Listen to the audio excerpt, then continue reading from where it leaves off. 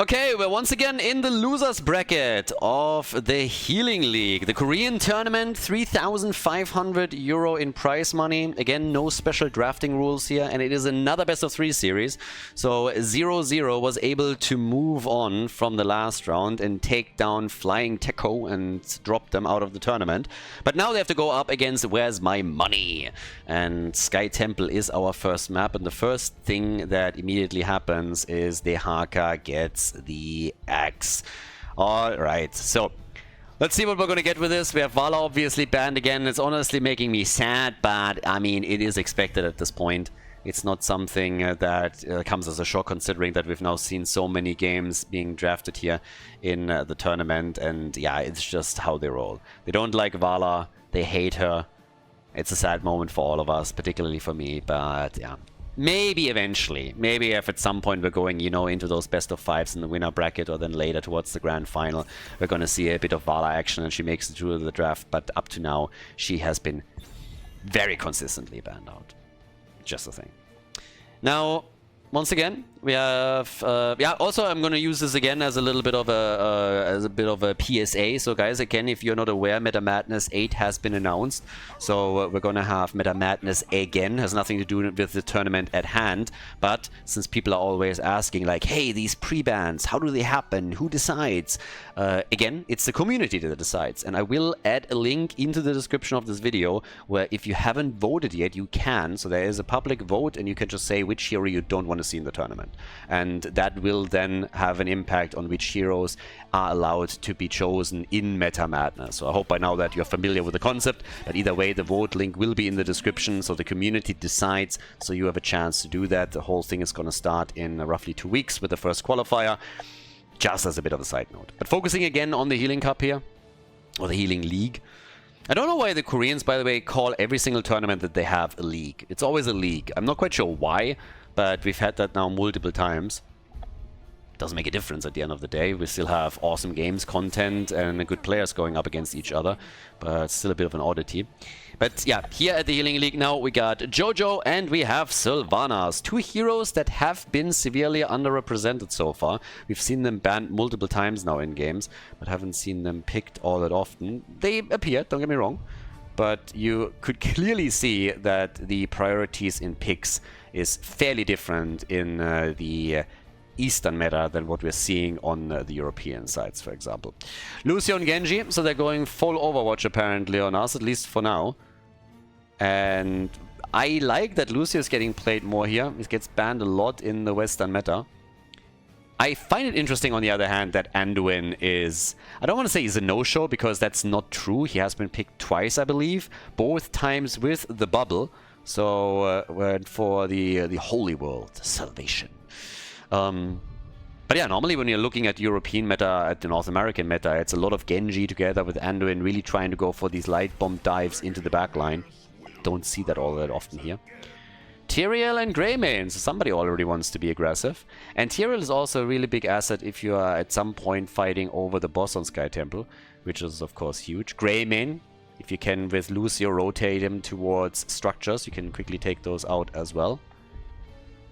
But yeah, let's see. What are we getting for the boys in blue? It is Tychus again. Frequent visitor in these games. Together with Stukov here. So a bit of a follow-up on potential Jojo stuns, slows, and condemns. And that leaves us with the final pick. So, what's the red team gonna try and get here? Team 0-0. Again, they're just coming off a victory in the previous round of the losers bracket. Can they go another to the next round? Can they go one more step here? They go for EURO. First EURO that we have in the tournament. I like it. All right, Sky Temple, everybody. Game number 1 in the best of 3 series here in the losers bracket between 0-0 and Where's My Money? Where's My Money? On the left in blue, we have Stukov for the heals. Hogger, Jojo at the front, and Sylvanas plus Tychus are dishing out the damage, with Sylvanas offering the option, of course, to take some structures down without temple assistance, which is what this is oftentimes about. To the right side, Team 0-0 coming off a 2-0 victory. They are now playing this with Tyrael, which Tyrael and EURO. I actually kind of like this. Tyrael can be quite nice here with Greymane and Sanctification. You have some pretty cool tools. So I want to see how aggressive they can be with this draft, because it is clearly a very fight-oriented draft that they are now running.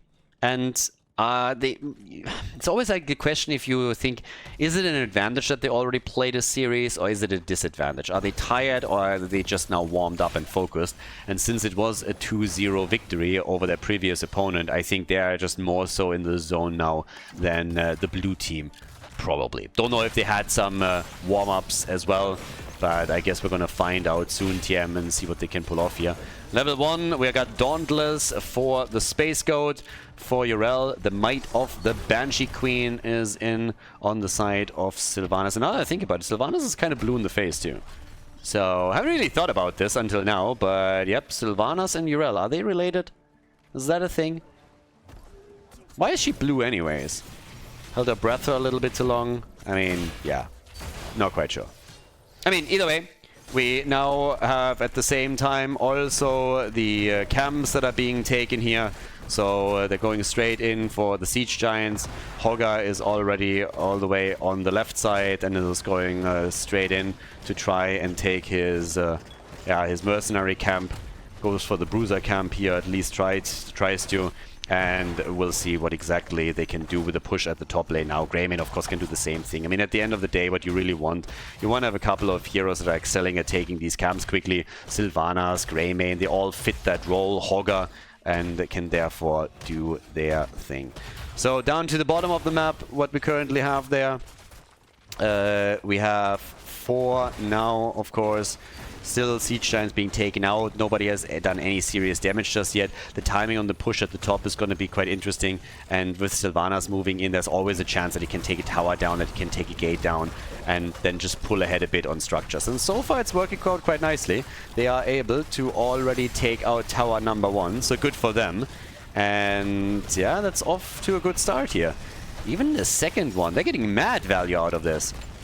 This is actually great. Again, this comes all down to exchanges in temple shots fired, and the team that pulls ahead first is usually able to dominate or at least dictate the pace of the game, force the opponent to sometimes take some shitty fights and bad battles with the talent down.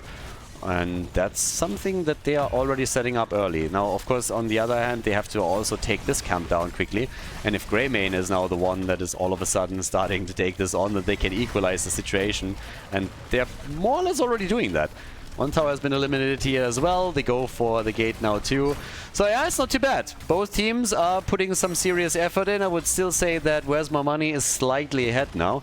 And with them also having Hogger in a good position down at the bottom of the map, they should be able to do even more damage here. Particularly if he can slow down EURO a little bit, which he essentially does. So even more structural damage. But one temple has now been taken over by Team 0-0. And in the middle, we are now finally having Hogger also trying to make a play and take position. So, yeah, at the top, do we get the first kill? They want Tigers, and they get Tigers. Alright. Tigers is gone. So, that one is eliminated quickly. That's our first blood in the game. Still both teams with level 7. Got the Swift Retribution here first. And again, the wraparound as the red team is trying to sneak in some shots through the middle as well. So, yeah, off to a good start for them. They get the kill. They're now equalizing that attack earlier that we saw at the top from Where's My Money with Sylvanas. So structurally, they are pulling slowly ahead. There's still some shots left at the top temple too, but they're focusing here into the middle first. And are about to lose some at least. EURO is now topside. It's going to be interesting to see who's coming out ahead here. It's still fairly even, I'd say, but now the attack is again coming, and they're going for Jojo this time. Some hiccups here on the server, apparently, but yep, still alive and kicking. EURO gets the shots, and they're going to take a fort out, aren't they? Yeah, they're going to take the fort here, and that means that they're now pulling ahead on all lanes, or, well, at least the middle and the top lane. So that is pretty good for them. Shots fired, quite a few.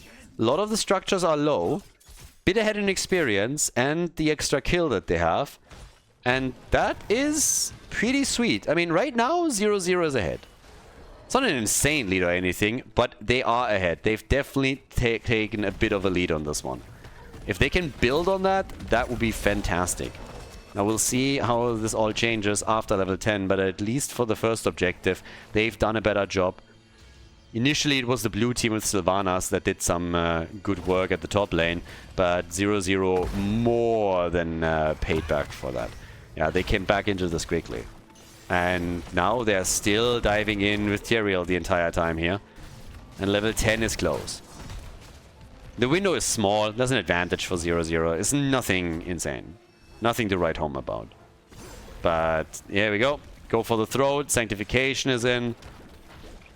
Blue team has to play it a little bit closer to the chest now for a few seconds, just to make sure that they're gonna get their own camp. There's not even an evade happening anywhere. Top left, Toga, you know, can the world just doing a thing. They have, of course, the vision down at the bottom of the map. Rotations would be quick. Horde pull this back in. We get Tychus also with Odin. Has already spec'd on level 4 into the Master Assassin. Again, for the passive increase in attack speed that you get, which also applies to Odin.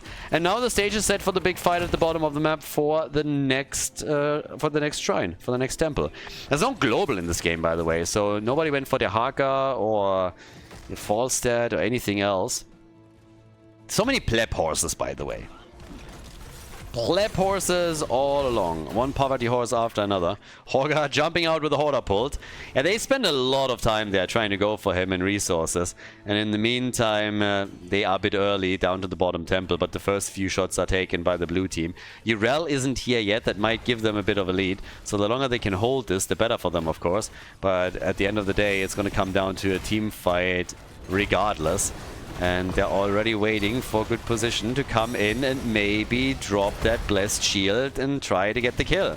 Shots are fired. This 4 is dropping rather low. And the red team is struggling to gain position here. So Urel is finally making a move, but it doesn't change the fact that the fort is about to be gone. So fort will be destroyed in a second or two. Urel hasn't used her ult yet, but she also has to give up the position again. The shots are being fired once more, at least for a second. And here comes the battle. Stukov could make a huge difference now with a good lurking arm. Slaps are already coming in. They have them in the choke point. There's the Wailing Arrow. Sanctification used by Tyrael a moment later. Still only a single kill. And topside fort gone, and this is pushing straight up now for this wall. So the red team has taken over, is getting the final few shots fired, and even the bot right fort is still standing for them. So they turned it again. Initially it looked like Where's My Money is gonna get the most out of this, but they turned it once more. Not only in the middle of the map has the fort taken more damage, they suffered the consequences at the top lane. And it's still all centering around a single kill that happened earlier. With another invade on his way, as they are hoping to steal Siege Giants, while their own camp is already marching through the bot lane. So yep, they get the second one too. Team 0-0, ladies and gentlemen. Bit on a roll here. Great performance in the last best of 3 series in the losers bracket, and now they are looking at another great position in game, or match number 2. In the losers bracket for them. 13 talents are ready as well, so they're taking the lead slowly. And we are 9 minutes in with a single kill. We've seen some games that were just kill after kill, literally just slap and fight, punch after punch, but now it is exactly the opposite. Each team is playing this super slow.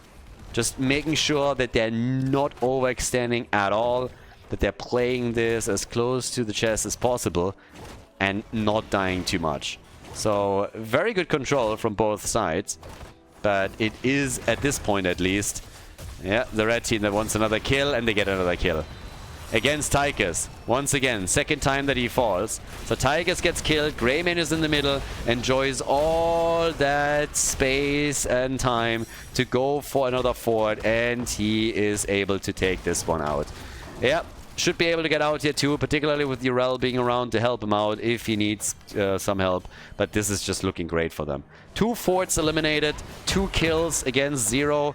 bit more than a half level lead, and now all they got to do from here on out is just simply exchange shots on temples, and they would eventually win the game. So this is exactly the spot that you want to be in when you're playing on Sky Temple, and it should force a bad move from Where's My Money at some point. At some point there's going to be a fight at the boss with either a talent disadvantage, a numbers disadvantage, or something along those lines. So yeah, blue team needs some kills. They need some kills, and they need to gain map control after they take those kills. Capitalize on a teamfight victory, because right now they are losing ground and are losing it too quickly. That bottom fort is now gone, so all the forts are destroyed. The only thing that Where's My Money could take out was this fort down here at the bottom right, and EURO, she's still aiming for a few more shots. It's the mid lane that gets now attacked. They're reclaiming the position down at the bottom of the map. But in addition to all of this that we're already seeing, it's level 16 that is their next goal. They want to go for level 16. They want to play this one out, make sure that they get the talent advantage over the blue team, and then go in and force the fights. Couple more shots coming in, so they are able to take this fort out up towards the top. A few more shots fired, but here in the middle, the wall has more or less already been destroyed.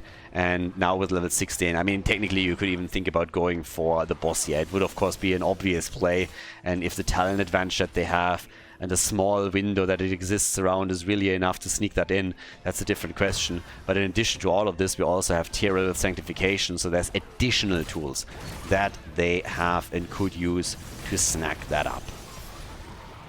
But yes, shots are getting fired. 16 versus 16 now. We get first headbanger, steady blade for Genji, and Sylvanas is now also chipping in with life drain as a level 16 talent choice. And it's the same picture around those mercenary camps down here again. Jojo, she really wants this, but sanctification gets used, and that should push her off eventually. So she's already on the run. Stukov gets killed. There is the counter pressure on Genji, and it results in his death, but Jojo dies too, so it's a 2-for-1 trade. Make it a 3-for-1. They're losing Sylvanas as well, and now you have 4 Siege Giants at the bot lane. They could push this one hard. Instead, it seems like they're going for the boss. Given that there's only 2 defenders, I think they should have pushed this a bit further. But of course, you can make the play for boss now. There's nobody that can interrupt this. Things are looking very, very good for 0-0. 5 kills to 1. You got the lead in experience, 1 level ahead, and they take the boss now. Question is simply, what are you going to do with this? Somebody will likely move towards the top to try and save the fort here. EURO or Greymane should make a move soon. And at the bottom of the map, at least the catapult is getting taken out. But given the situation with them splitting their numbers, I guess someone is just going to take the top temple for more or less free, while the blue team defends at the bottom of the map. That's what they got to do now. They're going to suffer some damage one way or another, but top side can now be taken. Defense has already started there. Lucio is not going to be affected by that, at least not enough. So yeah, Greymane is already here. So they're starting to take this. Shots are fired against the top. 1 tower has already been lost there earlier, so there will be damage on the keep. But they left the boss at the bottom of the map. The towers are going to take this one out eventually, but a bit more damage is currently being done here.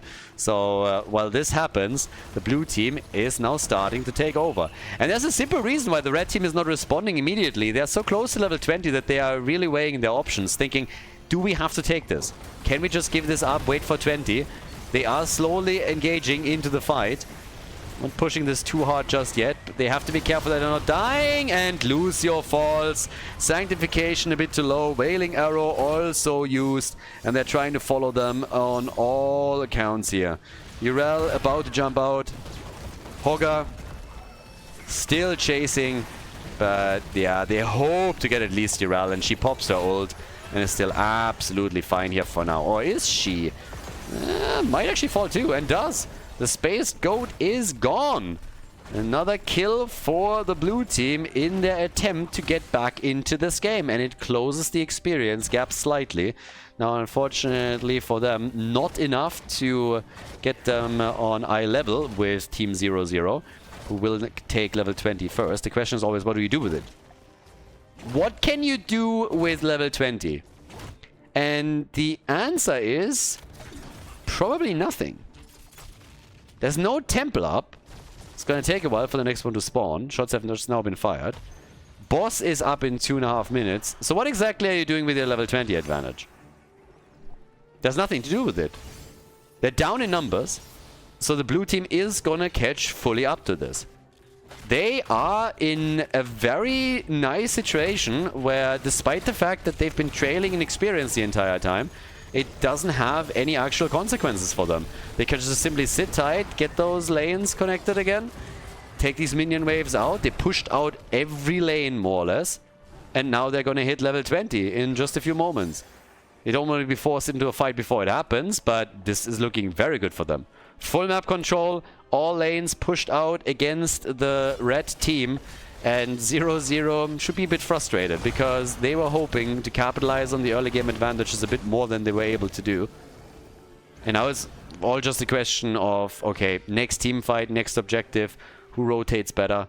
Slight advantages in structures taken out for the red team. Again, taking these walls on, yes, it still matters. It's not an insane lead, but it will make sure that your keeps are following first if you are just trading shots on the temple. Position matters a bit as well, of course. Which one gets attacked first here. But right now, everybody is just playing in a fairly even game. Diving up to the top. It's all about camp control right now, making sure that you have some pressure on those lanes. Yeah, they're still attempting to chase this a little bit to see if they can maybe flank in, catch somebody off guard, and then drop them. Hasn't really happened yet. But yes, now with Tyrael jumping in and out, trying to annoy them. There's also siege giants in the bot lane that we should not forget about, because those would eventually do damage, especially with catapults that could also appear here. So for the blue team, that gives them a bit of an upper hand. Lucio dying is another big hit now. That was actually huge. That puts the red team again into a defensive position that they definitely don't want to be in. So Where's My Money is bringing this back very, very quickly. Yeah, some additional shots at those structures. Can now defend, but at the top, Hogger is taking this, and therefore the keep will fall.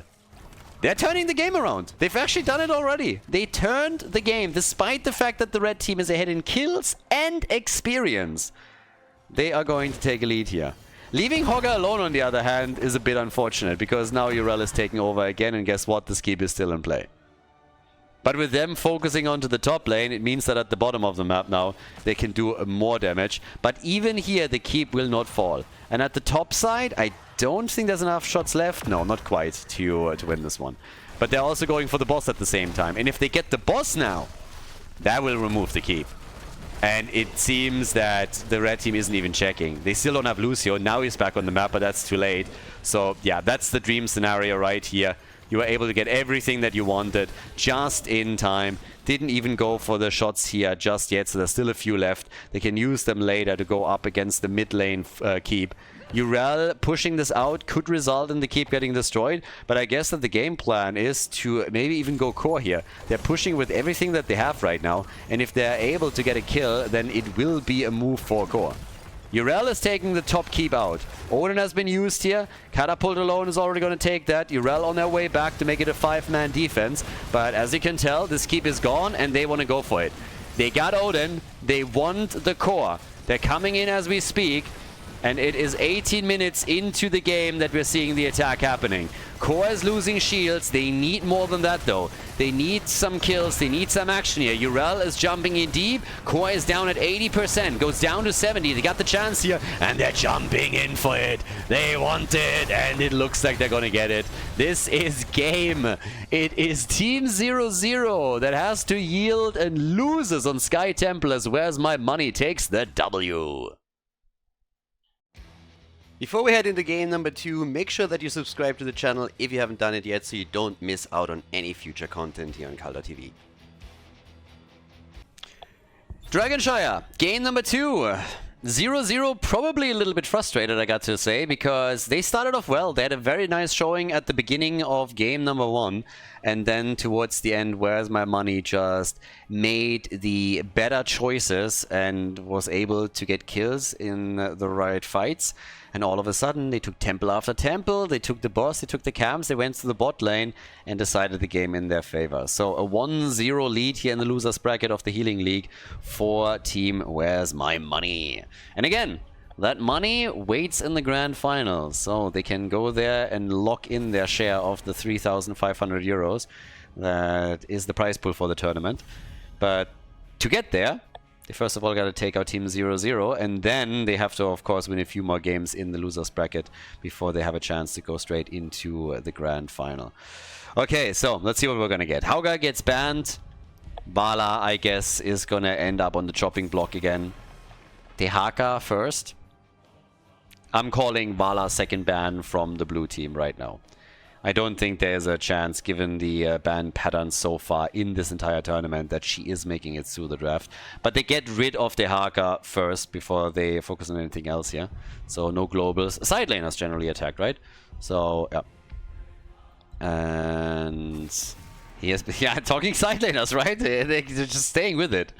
So now we are most likely going to see Vala as a ban, which leaves us with, I guess, Leoric, with, what's her face? Urel as side laners. And yeah, there she is.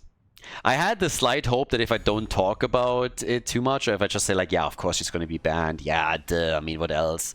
That they would let her through, but apparently I can't psychologically freak them out and influence them here.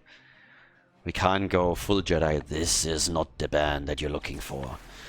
It's Tychus instead. So they get Tychus, first pick.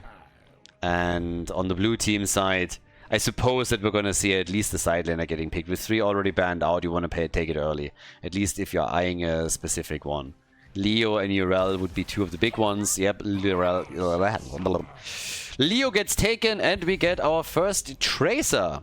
Is it the first Tracer? This might actually be the first Tracer of the tournament. I'm probably forgetting one that we've seen before, but we haven't seen a lot of Tracer play. And particularly today we haven't seen her. So yeah, Tracer's in the house. And that leaves us with the red team also picking their side lane, I'd say. Or they give Where's My Money another chance to ban one away. Anduin! Alter Freund und Kupferstecher. Alright, so Anduin is in. It's been a while that we've seen the Backstreet Boys here, the Backstreet Boys represented. I mean, he is just cliche boy band, honestly. If you make him Asian, he could play in any K-pop band, 100%. He has the haircut and everything, you know, like he has the hairstyle. So, yeah, there it is. And we get Greymane together with him. So, alright. I wonder if they go for the bubble again. This is actually one of the things that is still wild to me. Normally, when you're looking at any Western game, it's always about the engage with the light bomb. But we've seen Anduin twice in the tournament, and every single time they went for the Holy Word. So, yeah. Holy Word, whatever word, I mean, some kind of words. Anduin is big on words, you know? Like, if you can't let your deeds speak for you, then you have to go for the big blah blah and a bit of word salad, and Anduin is fantastic at that. So, yeah, he's a talker. He's not a doer, he's a talker. He always was. So, yeah. But either way, we currently have the ban on Nubarak and on Jojo. It's just Frontline gets banned. The only exception is really Vala. And that seems a mandatory ban in the Eastern scene. So, Junkrat on Dragon Shire and Brightwing. That's a lot of mobility that we have. With Tracer, Junkrat, Brightwing, Leo can go start of fights too whenever he gets ganged up on. So, side lane. Rexa would always also be a pick, by the way. I don't really think that the teams over there in Asia really value him too much. But on the European side, he would be a pick. But Urel again is also up, so there's another choice for you right there. And they go Chen. They really like their Chens. Chen and Tyrael again. So Tyrael for the second time, and we get Fat Illidan. Okay. The Panda is in the house. Oh yeah. Whereas for the blue team, our final pick, we still need a main tank for them. Could go Muradin here, for example. Diablo is up, Garrus is up, Muradin is up. Plenty of choices, but Muradin on Dragon Shire are usually quite strong. Could go for him here if you wanted to. Get those Stormbolts in, the interrupts as well. But they go ETC. Ooh, not something that I saw coming, honestly. ETC is in the house. Game number 2. Second game in the best of 3 series here in the losers bracket, the Healing League. Let's jump straight in. Off we go. We got game number 2. Brightwing gets played for a bit of global control. The question mark is on ETC though. ETC and Leoric, it's not a bad comp again, but ETC has really fallen off as a main tank considering that he is just pretty weak in hit points. If you can control the flow of the game with him and initiate, then he can be fantastic, but it is a little bit, yeah, it is a little bit dicey. It can backfire. Tracer, Junkrat for damage, and over towards the right side of the map, Team 0-0 trying to, of course, bring this back and win 2 in a row. We have Tychus and Greymane for damage. Anduin is in the house, the Crybaby. Teriel and Chen are also here, and with that, the stage is set for the second game in this best-of-3 series. Who drops out of the tournament? Who makes it to the next round? That's essentially the question here now. And, well, the first one to fall is ETC. Some beef in the game. Yeah, again, he is the one that struggles with hit points. That is a problem. And it will continue to be unless they can engage with him. If he makes the plays, then you can do a lot if people properly follow up on all of it. I just don't understand why they went for ETC given what we still had up. They could have gone Diablo, they could have gone Murden as I highlighted. There's so many good picks that were still available and they went ETC. So they have a lot of trust in the ETC player. Preference picks can obviously play a big role there too if he just feels comfortable with this, and I think they can follow up with Junkrat and Tracer for quick damage, then it's all fine. Also creates of course a bit more space for him whenever there's some plays happening, but yeah, we'll see what they want to do here at the end of the day. Gives them a bit more interrupt potential, but yeah, time will tell. Let's see what they can do with it. At least initially ETC struggled in the first fight, but now we also have the objective popping up. We have Siege Giants for both teams that they're going to play around with. And up at the top, the Janitor taking out the trash, or at least trying to, and the problem is that Chen is now in real trouble and might even die. The Drain, yeah, that's a kill. Chen goes down, well done. He got a bit unlucky there, I gotta say. The second he jumped in, Tracer showed, and I don't think that was actually coordinated or intentional. It just happened to play out that way. But the timing there was just a bit too smooth for Tracer to have been waiting for this. So she was already moving out of the bush just before he started the animation, and therefore Chen getting a bit unlucky on this one. But nicely done regardless from the blue team, and it ends up with them getting another kill. The standard build for Korean Leorics is continuing here, by the way. It's always the same. Always Consume Vitality and Ghastly Reach. Those are the two standard talents on 1 and 4 that they come in with. And also a kill against Junkrat. Damn, that Ragdoll gets kicked all over the place. Oof. That immediately disappeared, alright. So, in the meantime, a bit of an attack happening also in the middle, but good reactions coming in from the red team. So they are fighting back quite nicely. Get another kill too. Down to the bottom of the map, of course. Full control on the temple for 0-0. Or on the shrine here. We get the bigger they are again. And I am just here for the level 10 abilities right now. I want to see if they go straight for the same move again with Anduin, or what exactly they're going to do in this game. If we're going to get some light bombs with Chen. Or with Tyrael, of course. Play with both of them. And would also work quite well if you're hitting that back line and get the additional stun in. So we'll see if they can actually do that. Tracer still in the middle. And at least Leo has a lock on the top lane for now. So Chen is not able to easily grab that shrine. Also, Wizened Duelist for Greymane. Somebody is confident. Yep. Somebody is fairly confident here. And the Dirty Trickster. Every single time I see Dirty Trickster as a talent description, I have to think about Medivh though. Medivh is the cheat. Oh, Tracer, look at that. Trying to get a kill and gets it! Nice! Brightwing helping out, but that one was sexy. If they can take the camp too, that would be the dream, but even if they can't, it's still totally fine. Junkrat was hoping to sneak in a Dragon Knight, and now that everybody is zoning Tychus, he can. So Dragon Knight is taken, all coming on the back of that Greymane kill. So this is fantastic for Where's My Money. Yeah, they're doing well here. I like that a lot. That was a great attack. Tracer sniffing this out and that getting the kill with the help of Brightwing was glorious, and now they got a Dragonite. I mean, it's early on in the game, but they still can play around the Dragon's Breath and use it to turn these waves into dust and then push on the other lanes here. So just don't YOLO that Dragonite into the tower range and play around the abilities, and you're gonna be good. A nice slide here too, trying to go for Tyrael again. Won't be able to kill him, of course, he still has sealed runes. But we're at least able to force him back. So off to a good start. Blue team is in control for now. They already have the lead in the series. Half a level lead in this game, and still utilizing that Dragonite to its full potential. One Dragon's Breath after another, burning those hit points down. We're gonna get one more through, I believe. Yep, there it is. And then the duration is over. So nicely done. A bit of outside poke with those grenades, and yeah, they are definitely doing a straight up job right at the beginning of the game. Taking the structures down, slightly inexperienced, early level 10. And getting back in kills, of course, too. The level 10 ability is now coming in. We're going to get the Entomb. ETC is still waiting. Could technically, of course, make... Oh, Judgment! Judgment for Tyrael. And ETC with the Mosh Pit. Junkrat is still waiting to see what he's going to go for.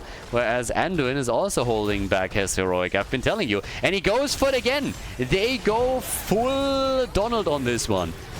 He has a word. It's the best word. The word salvation, spelled with an S. Everybody knows it. Everybody says so. It's fantastic. I have the best words, and this is the best word of all. So yeah, Anduin again trying to do his thing here. Big fight at the bottom. Tracer's already gone. They're taking the camp. Blue team claims it, but they also lost one of their heroes, so it came at a price.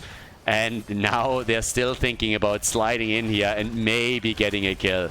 But Anduin, yeah, he gets hit, and so does Greymane. And Greymane is the first one that goes down. Anduin, he had no words in this case. But, well, there it is. So, once again, they go in with a bubble and are trying to get another hit in. This time against Junkrat. Maybe a follow-up kill here. Brightwing is helping out, and they're turning it with a nice slide on Tyrael. But the battle is not over. Instead, Tyrael gets booped around right into the arms of Tracer, who gets the kill here. And that is just another one that they're about to get, because now Anduin is in trouble too. He is dropped, and so is Taika. 6 kills to 3. They're not even stopping here. They're going straight up for Chen. Oh boy. And ETC nearly dying here. But 6 kills to 3, 1 level lead, opening the bot lane up a bit more. Now with the choo-choo, we got Leo on the way to the top, and he is going to try and take control for them so that they're able to take another Dragonite. Claim this objective again in an ideal world, of course. So let's see if they can actually do this. Yep, they get it. Dragonite number 2. Game's flowing really well for them. They got a lead in experience now too. And yeah, so there we go. In the meantime, Anduin is back, also has his cooldown back up. You might think that the best word is boobs, but it's not true. It's a hoax. It's salvation. It's the best word. I asked all the experts, and it's the best word. Everybody knows it's the best words. Everything else is a hoax. It's not true. So, he can still use it, can use all the words that he has. Rumor has it, he has all the words, just the best words. And yeah, in the meantime, while they are thinking about what to do there, the next fort falls. So that's 2 destroyed. No. They're struggling a bit. They're trying to get these kills, but they just can't. So the lead extends, and they also gain more and more map control, which is kind of the bigger problem. Actually, my bad. Didn't I say a second ago that they got the fort in the middle of the map already? So yeah, apologies. I thought they dropped it earlier, but no, far from it. It's actually still nearly at full HP. So yeah, sorry for that. First fort is taken.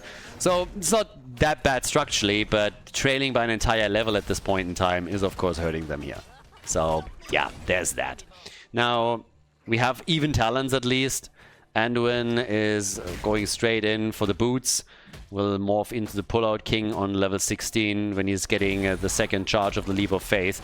I mean, he should honestly be able to really save them in these fights. It's a pretty interesting setup that they have with Tyrael going full aggressive in Judgment, and he uses already, and it gets completely negated. That did nothing. It did a bit of damage, but that was all there's to it. Leo falls on the other hand. There's the bubble, and it saves the day for a moment. They might even get a kill now with Greymane. The camp is taken by the red team too, and they get another kill as ETC falls. So yeah, they're not giving up. Not even for a moment. They are aggressively going to snipe the camp of the opponent. Now they have 2 camps that push onto the top fort. That's about as good as it gets for Team 0-0. So really nice aggression that we're seeing from them now. And it should result in them taking this one out. Especially since Chen is now slowly moving towards the top again. ETC is still not here, so it's a 4 versus 4. But they're not consolidating all of their forces at the top lane. Instead, Chen is now moving down to the bottom of the map, trying to deal with the Siege Giants and the Catapult. So they weren't able to take the fort out. No structure on the blue team side has been destroyed yet. But they're bringing it back in experience. It's now even experience, level 15 for both teams. But yeah, fairly interesting situation that we have now unfolding in front of us, I gotta say.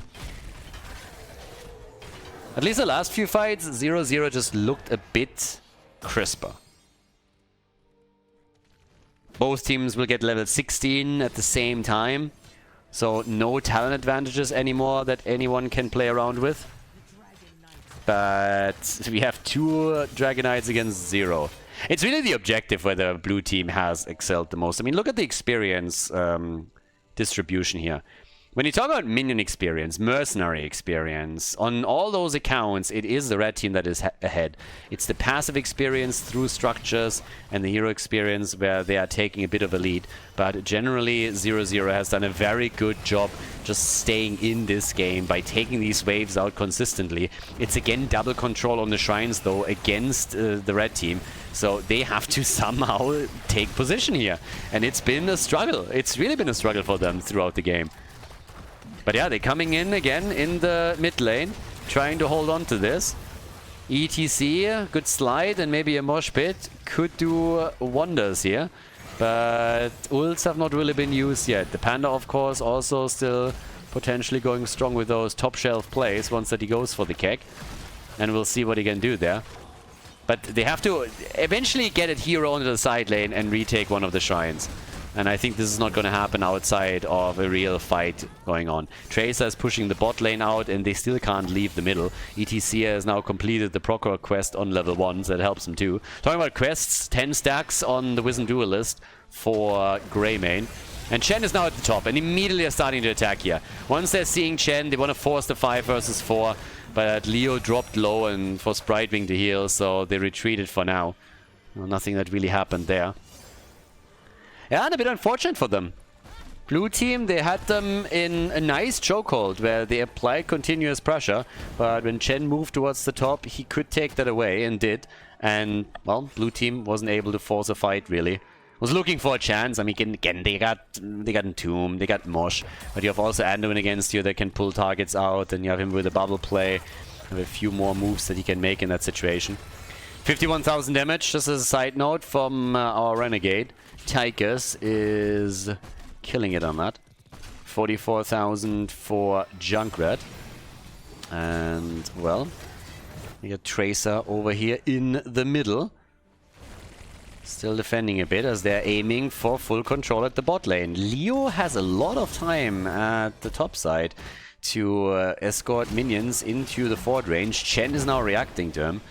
It's like full drains the entire time. I mean, just look at the damage output from Leoric. That's him mostly draining Chen. What's going on here? He's at 37,000, which is a bit bananas. It's just one drain after another that he executes. And talking about executing things, they're trying to execute Greymane. Didn't quite work yet. Greymane comes back in. And they gotta be a bit more careful there. 3 versus 2 with those heroes. Yeah, cautiously, my friends. Yeah, Judgment against ETC. And there's another drain. Chen isn't here. And that's the end. No! My god! Anduin, does he save the day for them? Yes, he actually does. He actually does. It's a 4 versus 5, and Anduin nearly won it for them. They're losing Siege Giants. This might be the end of Anduin. No, it isn't. He still gets out, and the Panda goes for the Dragonite. The Panda took the top shrine while they were fighting, and just simply takes the Dragonite. That's bananas. I mean, that is a bit crazy. They were so close to getting 2 kills. Anduin nearly fell, and before him, Tyrael was low. But Anduin comes through with his ult and saves him. And then they both get out of that fight. That's crazy. The Dragonite taken is, of course, a bit annoying. Question is, then again, can they do anything with it? Because it's already burned down to 40% of its HP. So it doesn't really seem that they're going to get a whole lot out of it. They take it at least away from Where's My Money. But nice survival instincts there from 0-0. Honestly, if you pause it before Anduin hits that ult, I bet everything I have on Tyrael dying. I mean, it's insane that, first of all, that he gets the ult out just in time. And then second of all, that he was in range, because it didn't look like he was. But the bubble saved him, saves the day. And, well, that's it. So, Anduin is doing his thing. Both teams are getting closer to hitting level 20 now. Another ass-kicking for Junkrat. And the Dragonite did nothing. Well, I don't want to say nothing. They got a bit more control. They had to zone him out, but he didn't get any structural damage for the team. So let's put it like that. Ults are chosen. That gives us also Defense of the Angels and the untapped potential that we're getting here. On the blue team side, though, Entomb upgraded to Buried Alive. And yeah, that's where it starts hurting. And in addition, we're now getting the Turbars. So they have a lot of good control tools now.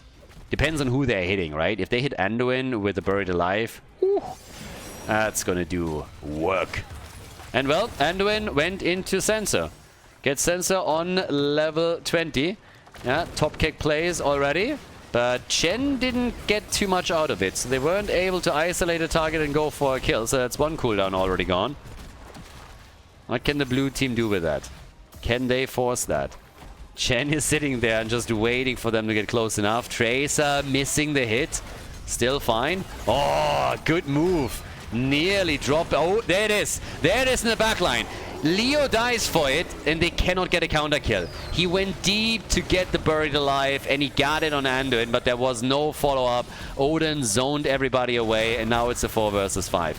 Now, to be fair, Leo dying, he'll be back soon. He's already back up on the drain, so he's going to reduce the timer there. But at the top, they are suffering damage at the fort. Tracer's the one trying to deal with it, and she's not really known to have the best wave clear. So this fort is going to get destroyed. And while she is trying to at least stop that flow a bit, another fort falls at the bottom of the map. And just like this, 0-0 is ahead. They are ahead in the game, in structures particularly. 6 kills to 6. Game number 1 was already spicy. Game number 2, no exception. They want game 3.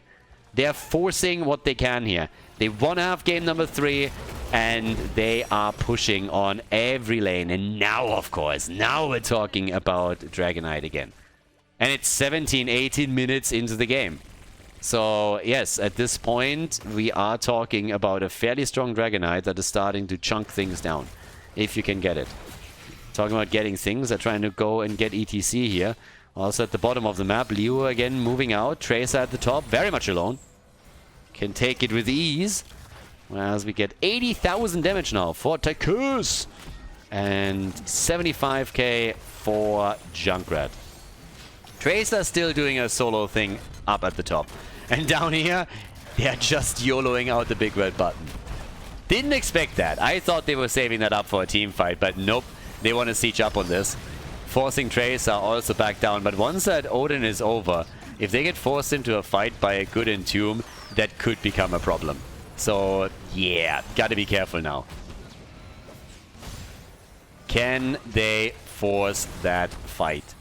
That's the question. So right now, what they're doing is they're coming in with Leo. They go for the slow. They go for the drain. Where are those Entombs when you need them? They're afraid of Anduin pulling the target out too easily. Junkrat already gets attacked here. Where's Judgment? Not used thus far. Here it is finally, and the double pull is immediately being used. Immediate double pull from Anduin, so both charges on cooldown now. Maybe they can play around that. They still have ETC, they still have that stun. No, there's the Turbos! And Judgment! Judgment and an ETC kill. He's struggling. It is that hit point pool that we mentioned at the beginning of the game, even in the draft. 7 kills to 6 now. Where's my money is having problems, and big ones at that. They're moving out of the fight, but they are offering an opportunity to 0-0 to do damage to the keep itself. Unless, of course, they're just going for the objective now, which seems to be the case here. ETC has died 3 times. We talked about it. This is a killer's heal. He has problems with hit points, and Anduin is just doing too good a job with his positioning. Whenever the Entomb comes down, he pulls the targets out. Then when we get the eventual mosh pit and the Turbos, Anduin's still able to save them. Judgment comes in, interrupts. But here's the double kill against the red team. 5 versus 4, and they kill 2. Yes, they lose Leo, but that is a worthy trade. And he connects another drain. So now it is Greymane and also Tyrael that are missing. An attempt in the middle to go for another Dragon Knight, and also denied to the blue team, but they are having none of it. They're shutting him down every step of the way. Tracer on her way to the top lane now, and Leo still reducing his death timer with drain after drain. Tracer is already on it, down at the bottom of the map with Brightwing. They can take another one, and they will. So, yeah. At the top, at least, they're forcing Tracer back, so they can't get the easy Dragon Knight, but they get more damage in on the mid fort. Might get the entire thing here, because, yes, those Winions, they are also starting to hurt a little bit more now. Up at the top, the Panda! Oh, boy. Chen is dead. The Panda is killed. The CCP is not going to be happy about this one. And yeah, he is an endangered species at this point. But that's 50 seconds that they have to play without him. And they already lost the fort in the middle. So now it's all about the keeps at the bot lane. In comes the blue team. Can they do again what they did in game number 1? In the late game, make the right decisions, make the right plays and choices, and take down the opponent. Is this going to be a 2-0? Are they moving on to the next round of the tournament? Or can somehow the boys in red defend, force them back and turn the game around? We're 22 minutes into this game. Dragon Knight is already chunking. There's also Stutter stepping his way around that keep a bit, and he is getting burned down quickly. Yeah, that keep is not falling. Not yet. They got it low, but not low enough. Actually, it's 40% HP, 30% HP. Make it 25. 25, 30%. Brightwing is the only one that hasn't died yet. The only hero that hasn't fallen. And Chen is now up at the top. Yeah. It's a wild game. It really is. 9 kills to 8. And let's not forget that also they switched again. Structurally, it is now Where's My Money that is ahead. Not only are they about to kill or destroy the keep at the bottom of the map, but also their top fort is not looking too good. So multiple ways how they could get even further ahead here. Catapult on the core would also be a problem, so gotta be careful there too. Yeah, Chen still able to get out. You can drop an ult in a situation like this in order to get the kill. So if they can move in and get the tour bus connected, totally worth it. But yeah, we have them making the moves, always looking out for an isolated target to try and get the kill here. But with Chen and also Tyrael being so close now, that's not going to be that easy anymore. Greymane, talking about damage, he's still at 14 stacks, so he's nowhere near what we're looking at for Tychus. Tychus is already in the 6-digit club. The same is true for Junkrat. 108,000 and 114,000 damage for the two of them. Yeah, Tychus is currently just trying to get more damage in against our boy Leo, hoping for another trait activation. There's a few more camps down at the bottom of the map. Camp against camp up at the top too, but down here, no contest. Yeah, they're not moving in for this. They're giving this one up. They're fine with it right now. And as this continues to play out, the blue team is yielding ground. They're trying to defend at the top first, and their own camp can still push the lane out a bit.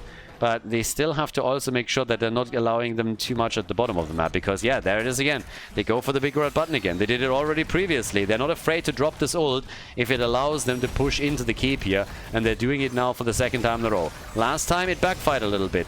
This time, what are we getting? Tracer's already there. Starts to poke against Chen just slightly, just letting them know where she is. But the continuous poke at the keep is starting to pay off for them. Now, Tracer still hoping for the right angle. Anduin, look at him. His positioning is absolutely crucial right now. When they move in with Leo, he needs to be far away from the action. Keep is still there. And now Odin's over. Leo is immediately ready. Is he looking for it? Is he trying? No. Goes for another one. Pushes Anduin back further and further and further. That's the play right now. Anduin is only on the run here. Anduin is just disengaging. He needs to. That's the whole play here. Get Anduin out of the range of Leoric and his Entomb. One bird alive is all that's needed on him, and this could be the end of the game. They know this. They are fully aware of it. Anduin needs to be the savior here. And he already comes in with a bit of a prayer. Prays that he's out of range. And yeah, down at the bottom of the map, Tyrael is jumping out. They got the mobility. Tyrael, Chen, they all do. 25 minutes into the game. 25 minutes into this. Map number 2. Once again, the attack coming. Here's the Keg trying to get out of there. Leo also slowly escaping. Where's that slide? Where's that tour bus? Anduin still staying away from... Great positioning from him, by the way. Fantastic positioning. He makes it so difficult for them right now. It's crazy. They're looking for chances and opportunities, but they're not getting them. Tracer has now started to move up towards the top lane. Tracer's at the top lane, is going for this, takes some of the minions out here too, and she's at least taking one of the shrines. Everybody is fully aware that if you are losing a hero now, you might lose the game. So they're taking these camps down very slowly. Hope is, of course, to eventually apply enough pressure to take the keep on, or the fort on, and then the keep. But yeah, what a game. One kill is all that's needed. Get the Dragon Knight this late in the game, and he is going to murder. That Dragon Knight, that Dragon... Oh, are they going for it? No. They're baiting out again the Keg. But ETC... ETC, there's the Judgment! And they're saving the day for now. Brightwing in, out, with a quick healing on ETC, quick criterize, and then back out again. Yeah, baiting a couple of the ults out. Exchange in shrines, down at the bottom of the map. They're once again in business, going for this one easily. And of course the camps are still being claimed, particularly the red team has just now taken another one. Where is this headed? Who's the first one to blink? Both teams with clutch plays. Clutch saves. Everybody is looking for an angle. Who's making a mistake first? This has been going on for a while. This has been going on for a long time. We're nearly on level 25 now. And everybody is just looking to catch the opponent at a mistake. Are they, for example, they could also use an ult at some point. Chen is using one Keg after another. They're trying for the channel, tried for the Dragon Knight, but Greymane at the bottom was faster. He was able to get the channel for them, and now we're going in at the top to defend this. But look what's happening down here. We've seen this multiple times. Odin is ready. They could think about using it here, particularly if they take the Bruiser camp first. If they take this Bruiser camp and then come in with Odin and push the big red button through, they have a huge opportunity to take that keep out. So that's what they're hoping for here. That's what they're looking at. Poke is already happening. They're sliding away now, but this might mark the end of the bot lane keep. And they know it as well. Instead, Tracer, she's sneaky. Tracer's getting sneaky. Can they get ETC to the middle? Chen knows what's happening. They know what's happening here. Yeah, Tracer's getting forced back. Tyrael was already coming in. Over there, Odin indeed has been used, but they forced them back. They were threatening the Dragon Knight. And now they wasted Odin. Time is running out there. Time is running out of Odin and the keep is not gone. They weren't able to take it. Not yet, that is. Maybe they still got enough time to pull it off. But the attack is coming. Tracer is again sitting at the side. Greymane attempting to guard the flank. And Odin is gone. Odin is gone. One ult out. Can they make a move here? 150,000 damage nearly for Tychus. 135,000 for Junkrat. Look at his siege damage. 337,000 siege damage. We are 29 minutes into this game. 29 minutes. Any moment this could end. One opportunity, one kill, one time that you fat finger a button and it could be over. It's getting insane here. That Dragonite, imagine the Dragonite right now. That Dragonite, by the way, after the 30-minute mark, if you get a Dragonite, it doesn't have a battle axe, it has a machine gun. It's just crushing everything in its path. You have a structure, that Dragonite is going to chunk you down. And now they have a chance right here. Tracer with a move. They can't get it. They can't get to it. They can't get to it. They got it! There's the Dragonite! It's a monster! Look at the machine gun. That's not a battle axe. You're hallucinating. Oh, they get it! Finally! Finally they catch him! Finally they get the play! Anduin gets caught and they're shitting all over them!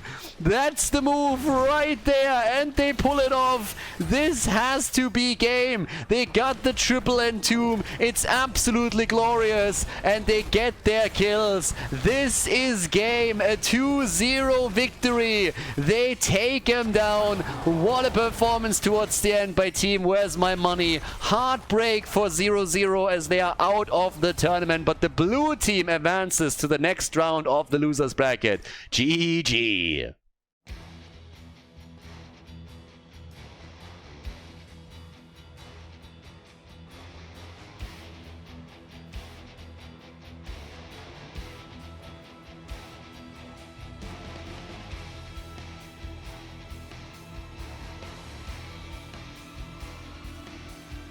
Thank you everybody for watching the video today. I hope that you enjoyed the show and the commentary. And keep in mind that the spoiler protection that is going to run for the rest of the video is made possible by all the support on patreon.com.